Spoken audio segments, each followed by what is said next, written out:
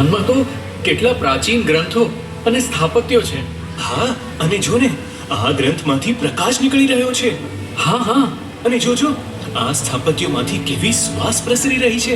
હા, પણ આ પ્રકાશ શાનો હશે? શું એ આપણને આપણા પ્રશ્નોનો જવાબ આપી શકશે? એકવાર નજીકથી ગ્રંથને અને તેમાંથી નીકળતા પ્રકાશને જોઈએ. કદાચ આ ગ્રંથમાં આપણા પ્રશ્નનો જવાબ મળી જાય. હા હા, ચાલ ચાલ.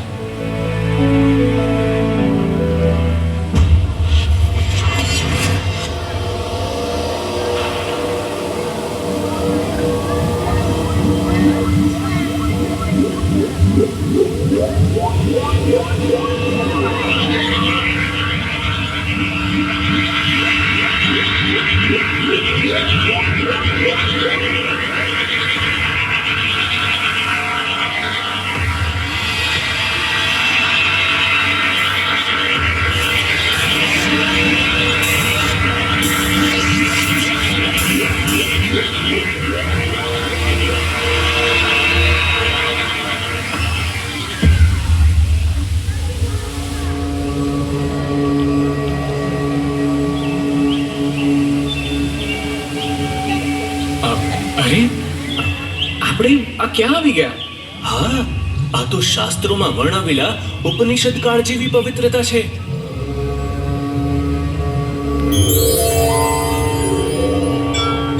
પ્રણામ ઋષિવર. યશસ્વી ભવ. વત્સ, તમે ગુણસાગર ગુરુના જ્ઞાનની શોધમાં સમય યાત્રા કરીને અહીં પહોંચ્યા છો. ઋષિવર, અમે ઘણા પ્રયત્નો કર્યા. શું આપ અમને એ સમજણ આપી શકશો? હા, અને આવા ગુરુના લક્ષણો શું? અમારે એમને કેવી રીતે ઓળખવા? એવા ગુણાતીત સંત જેઓના જીવનમાં વેદ વ્યાસજીએ શ્રીમદ ભાગવતમાં વર્ણવેલા સત્યમ, શૌચમ, દયા વગેરે જેવા 39 સનાતન લક્ષણો સદ્ગુણો સ્વતઃ સિદ્ધ હોય અને જેમની પાસેથી સમગ્ર વિશ્વ માનવ કલ્યાણનો માર્ગ પામી શકે. એક શાંત, નિર્મળ, કરુણામય અને અખંડ પ્રભુમય સંત પ્રતિભા એવા મહંત સ્વામી મહારાજનું ગુણ ચિંતન કરતા જણાય છે કે વેદ વ્યાસજીએ શ્રીમદ ભાગવતમાં વર્ણવેલા અનન્ય, અલૌકિક, અદ્ભુત એવા 39 કલ્યાણકારી સનાતન સદ્ગુણો તેઓના જીવનમાં પૂર્ણપણે મગમગે છે.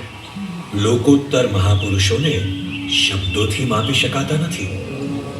એના માટે તો અધ્યાત્મની સાગર સમી ઊંડાઈ અને આચરણની મેરુ સમી ઊંચાઈ હોવી જરૂરી છે. ઋષિવર, પરમ આદરથી આપને જણાવીએ છીએ કે પ્રગટ બ્રહ્મ સ્વરૂપ મહંત સ્વામી મહારાજ પરબ્રહ્મ ભગવાન શ્રી સ્વામિનારાયણની દિવ્ય ગુણાતીત પરંપરાના છઠ્ઠા બ્રહ્મ સ્વરૂપ ગુરુ અને પરમ પૂજ્ય પ્રમુખ સ્વામી મહારાજના આધ્યાત્મિક અનુગામી છે.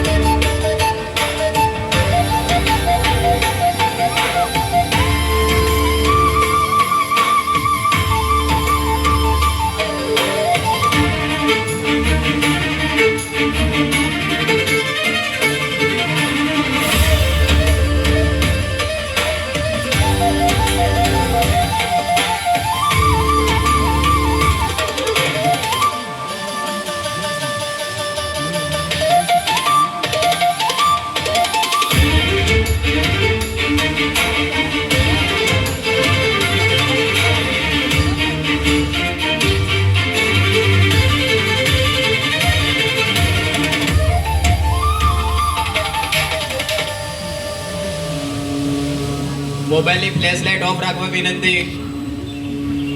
વિશ્વવ્યાપી સામાજિક અને આધ્યાત્મિક અધિષ્ઠાન સ્વરૂપ BAPS સ્વામિનારાયણ સંસ્થાના મુખ્ય અધ્યક્ષ તરીકે મહંત સ્વામી મહારાજ લાખો ભક્તો અને ભાવિકોના પરમ પ્રિય ગુરુ આધ્યાત્મિક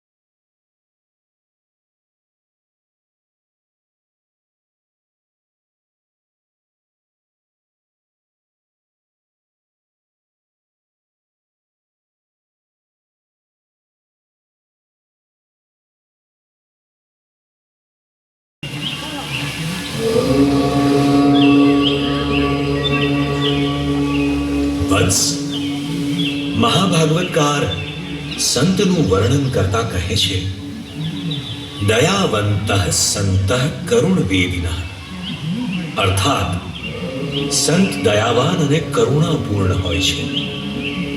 મૃદુતાનું મંગલમય સ્વરૂપ એટલે મહંત સ્વામી મહારાજ. એમની વાણી મૃદુ, એમનો સ્વભાવ મૃદુ, એમનો વ્યવહાર મૃદુ, એમનું વર્તન મૃદુ. મહંત સ્વામી મહારાજ દ્વારા વરસતો આ દિવ્ય પ્રેમ એટલો નિસ્વાર્થ અને પવિત્ર છે કે તેમના પાવન સાનિધ્યમાં ઊંચ નીચ, ધર્મ જાતિ, ગરીબ ધનિક, દેશ વેશ વગેરે બધા ભેદભાવ ઓગળી જાય છે. દરેક હૃદય તેમના સ્પર્શ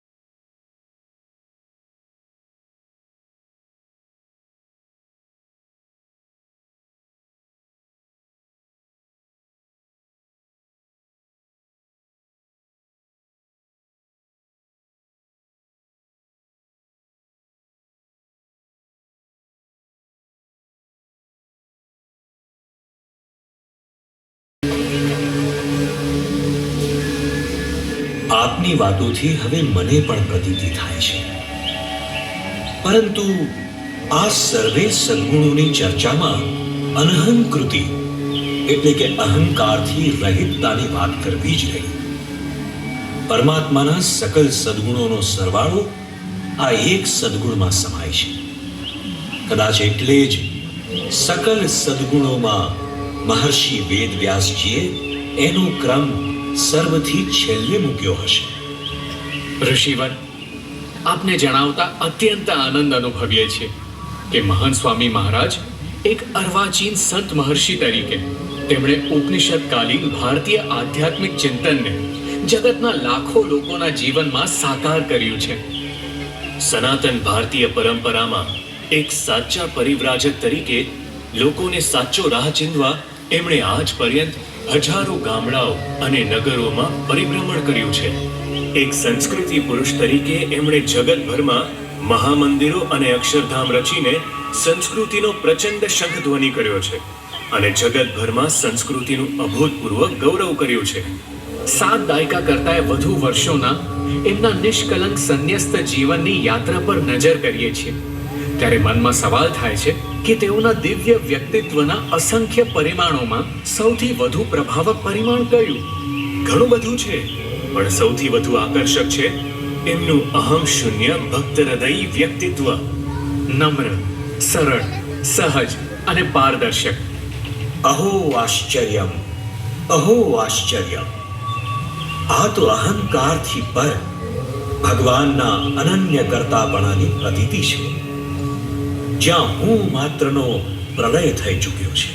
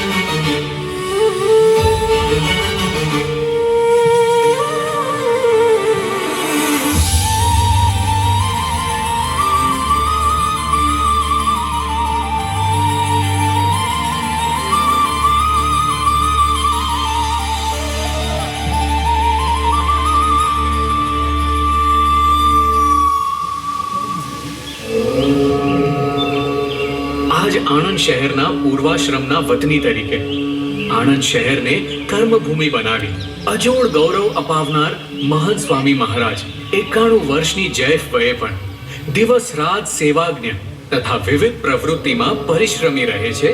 અવિરત વિચરણથી, પ્રત્યક્ષ જનસંપર્કથી, પત્રોથી, પ્રેરણા પિયુષથી અને ચર્ચા વિમર્શ દ્વારા પ્રગટ બ્રહ્મ સ્વરૂપ મહંત સ્વામીજી મહારાજ સાચા અર્થમાં વિશ્વભરના લાખો હૃદયોમાં સિંહાસનસ્થ ગુરુ છે, જેમના દર્શન માત્રથી સર્વેને પરમ શાંતિ, નિરંતર આનંદ અને અવિરત પ્રેરણાનો અનુભવ થઈ રહ્યો છે. પ્રગટ બ્રહ્મ સ્વરૂપ મહંત સ્વામી મહારાજ જેવા લોકોત્તર ગુણોના મહાસાગર, ભગવાનના અખંડ ધારક સાચા સંતનો પરિચય થવો એ આપણા જીવનનું સર્વોત્તમ ભાગ્ય છે. ભગવાનની અત્યંત કૃપા થાય ત્યારે જીવને આવું સૌભાગ્ય પ્રાપ્ત થાય છે. પરંતુ આ સૌભાગ્યનું સાચું મૂલ્ય આવા પરમ ભગવદીય સંતે ચીંધેલા રાહને આપણા જીવનનું ધ્યેય બનાવી શકીએ અને તે અનુસાર આપણું જીવન બનાવીએ, એ જ આવા સંતને ચરણે આપણી સાચી ભાવાંજલિ છે.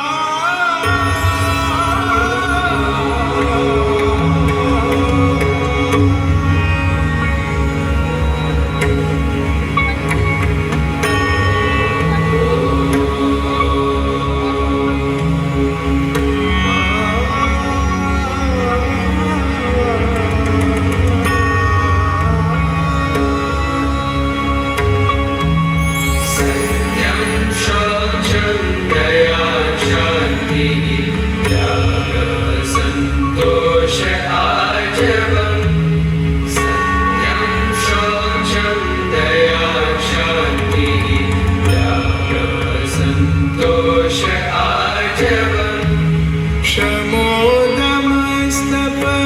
साम्यम्